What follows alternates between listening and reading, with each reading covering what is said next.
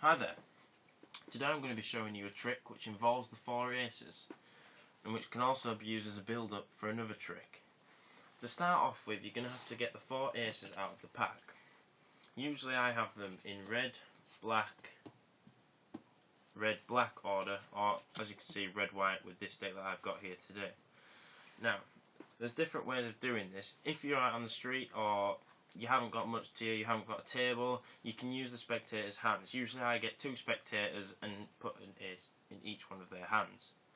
Then what I ask another spectator to do is to count down 3 cards on top of each of the 4 aces.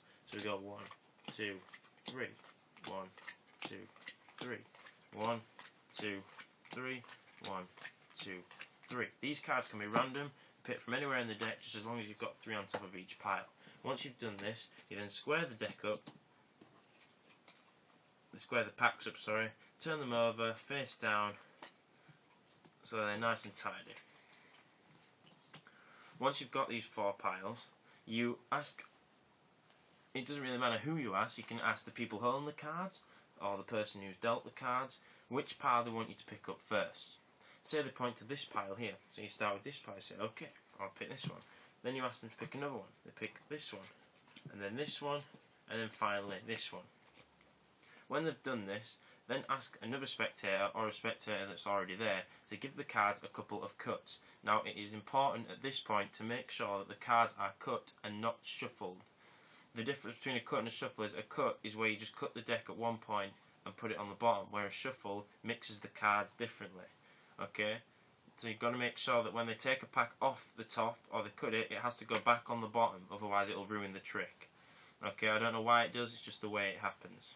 Okay, once they've done this, you then ask the spectator, or you can do it yourself, to count the cards back down into 4 piles of 4. You do it start from the left or the right, it doesn't really matter, but you've got to make sure that you go in ones across every time.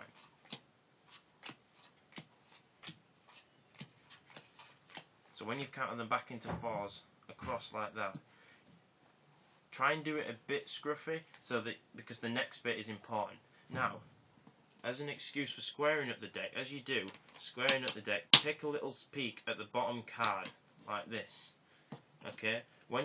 Keep doing this for every pile until you see an ace on the bottom of the pile.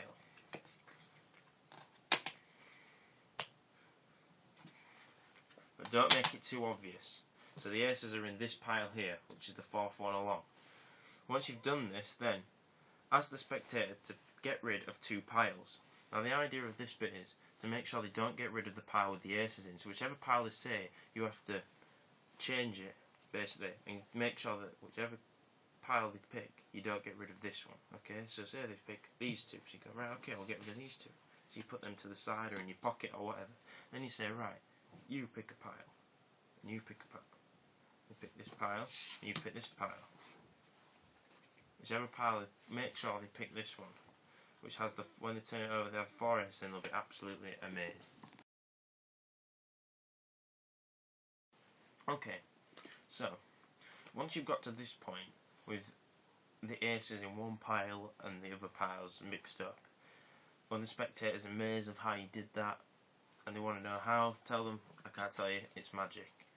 But as you tidy up, make sure that you keep these 4 aces together and tidy up the other packs first.